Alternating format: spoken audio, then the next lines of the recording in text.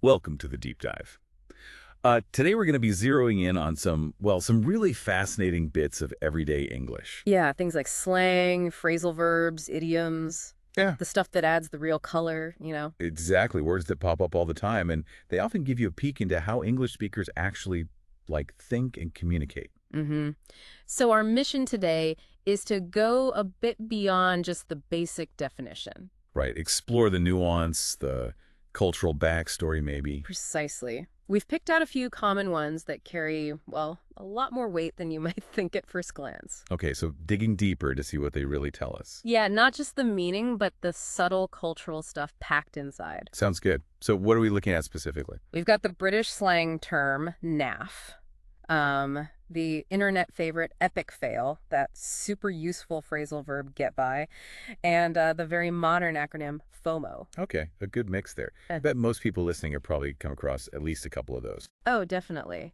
And hopefully this deep dive will give everyone a richer sense of what they mean and, I guess, how they actually work in conversation. Great. So where should we start? Maybe with naff. Let's do it. Naff is just a brilliant example of a word really rooted in a specific culture, British English in this case. Right, very British. It conveys quite a bit about taste, doesn't it? And maybe social norms. It really does. So, okay, naff. If someone uses that word, what are they really getting at? My sense is it's negative, but maybe not, like super harsh. You're right. At its core, it's British slang for something that's, well, unfashionable or tacky, not lacking in taste, basically. So uncool, not stylish. Exactly. Often said with a slightly dismissive tone, like you said, but yeah, not usually meant to be deeply offensive. Okay, give me an example.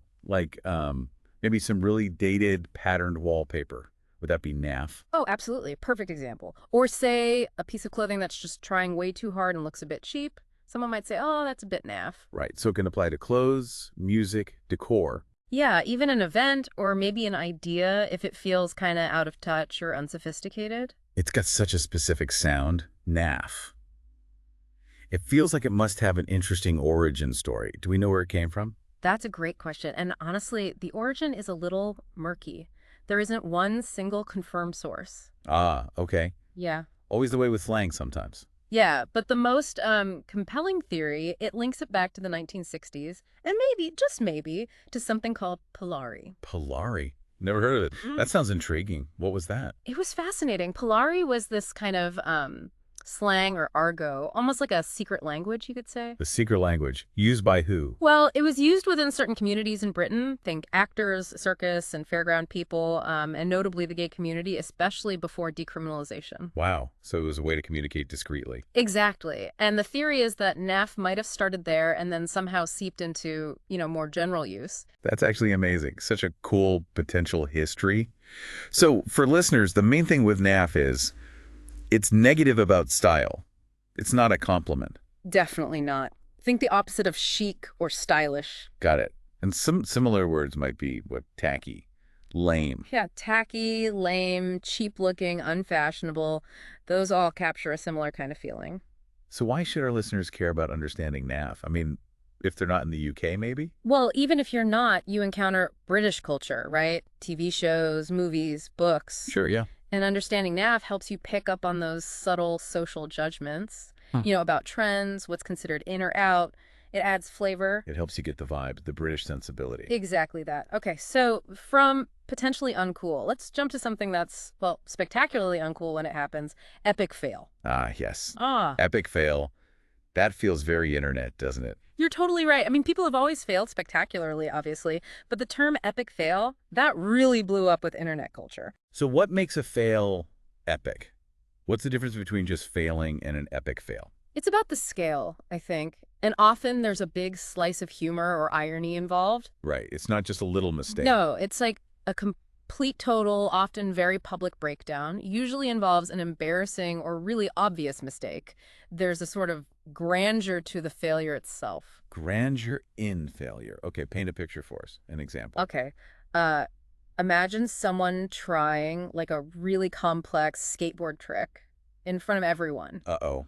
I can see where this is going. And they don't just wobble, they like completely wipe out. Skateboard goes flying, they end up in a tangled heap. maybe land in a puddle. Right. It's memorable. It's not just a slip. It's a performance piece of failure. Exactly. That's your classic epic fail. And you mentioned the internet. How did that fuel it? It just seems tailor-made for sharing online. Totally. Memes, viral videos, forums, Yeah. places where people share mishaps. It created the perfect, like, breeding ground for the term. Yeah, think of all the YouTube compilations. Right. Tagged epic fail. It's become this shared way of laughing at mistakes, sometimes even our own. It sort of normalizes messing up, you know? A bit of shared humanity in our blunders. Yeah. So, memory tip. Combine epic, grand, extraordinary with fail not succeeding. Perfect. Failure on a grand scale, often funny. And synonyms. Yeah. Maybe disaster, Yeah, blunder, fiasco. those work. Yeah, fiasco has that slightly dramatic, everything went wrong feeling, too. So, why is understanding epic fail useful? It seems kind of lighthearted. It is often lighthearted, yeah. But understanding it gives you a window into how English speakers sometimes process mistakes. How so? There's often that ability to laugh at yourself or the situation, a certain humility, maybe. It reflects a cultural thing of not always taking failure too seriously. Finding the humor in it. Yeah, and maybe bonding over those moments when things just go spectacularly pear-shaped. Okay, that makes sense. Right, we've done slang. Let's switch to a phrasal verb. Get by. It sounds really practical. Oh, it is. Super practical. Phrasal verbs can be tricky, but get by is one you hear constantly in everyday chat. So simply put, what's it mean? To get by.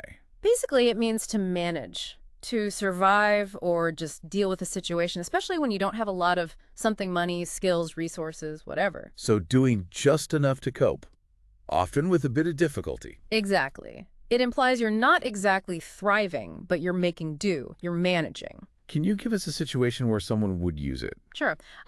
Maybe someone learning a new language, they might say, I'm not fluent, but I know enough Spanish to get by when I visit. Right, meaning they can handle basic stuff like ordering food or asking directions, but maybe not have a deep conversation. Perfect. Or financially, someone might say, money's tight since I lost my job, but, we're getting by. It means they're managing, paying bills, but maybe cutting back. It really captures that feeling of just scraping through, doesn't it? Managing, but maybe not easily. Yeah, it does. Phrasal verbs can be hard to remember. Any tips for get by? Breaking it down sometimes helps. Get often means like achieve or obtain. Okay. And by can mean passing something or moving alongside, like getting past an obstacle. Ah, so get by is like achieving enough to move past the immediate difficulty. That's a really good way to think about it, yeah. Navigating the challenge. Cool. And are there other ways to say this? Synonyms. Well, you could use manage, survive, cope. Those are similar. Any subtle differences? Maybe. Survive can sound a bit more dramatic, like it's really precarious. Cope suggests more of an active, maybe mental effort. And there's another phrasal verb, muddle through. Oh, yeah.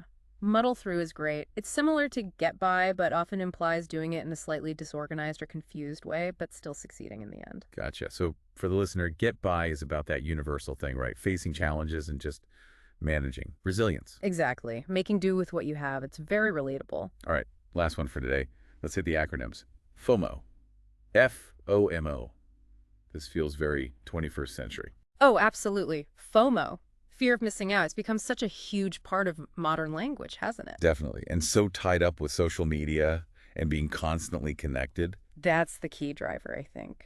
So for anyone maybe not familiar, what is FOMO? What's that core feeling? It's basically that anxiety, that unease you get when you think other people are having better experiences than you are right now. Like more rewarding, more exciting. Yeah. And you're not there. You're excluded from something good, something valuable. That fear of missing the party, literally or figuratively. And the social media link. Yeah. How does that work? How does seeing stuff on Instagram fuel FOMO? Well, social media is often like a highlights reel, isn't it? Totally. Everyone's best moments, carefully chosen. Exactly. You see the amazing holidays, the perfect parties, the big achievements, all curated. And comparing that constant stream of best bits to your own, maybe quite normal reality. Can make you feel like you're seriously missing out. Yeah. It triggers that FOMO. That contrast is powerful. I think everyone's felt that pang, right? Seeing photos from a cool event you weren't at. Oh, for sure. That's a textbook FOMO trigger. And while, wanting connection, wanting shared experiences, that's always been human. Right, that's not new. But the digital age, social media, it's definitely amplified FOMO, made it much more constant, more in your face, we know what everyone else is doing all the time. Makes it harder to just be content where you are. It can, yeah. So remembering FOMO, the acronym itself is pretty helpful, right? Fear of missing out. It is. Just break it down. Fear of missing out. Eh? And then try to connect it to that actual feeling.